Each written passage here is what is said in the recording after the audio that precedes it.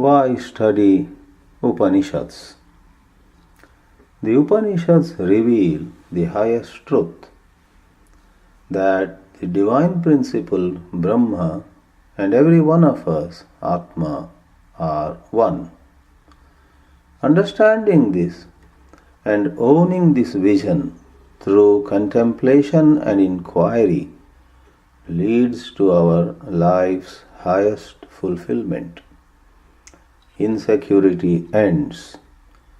Love, peace, and compassion characterize our thoughts, words, and deeds. When our intellect is ripe, the truth revealed by Upanishads destroys our ego instantly. Erasure of the ego is the essence of spirituality. Sri Ramana Maharshi says, if the ego rises, all else will also rise. If it subsides, all else will also subside. The deeper the humility with which we conduct ourselves, the better it is for us. If only the mind is kept under control, what matters it where one may happen to be? End of quote. A ripe intellect is ready to let go of all baggage that is the past.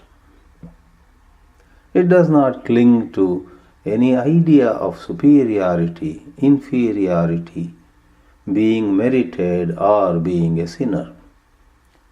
It's ready to discern and distinguish between the true and the false. Such a pure intellect leaves the false way without resistance and moves in the true direction gracefully.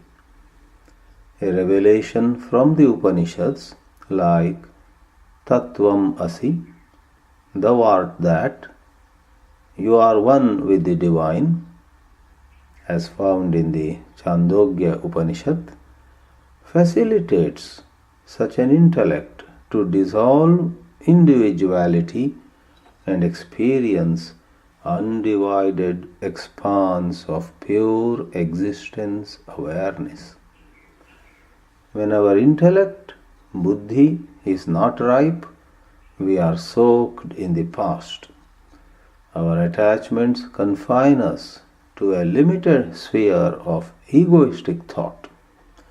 We are then interested in becoming somebody, something. That keeps us on an endless wild goose chase. Are Upanishads of any help to us even when our mind is impure?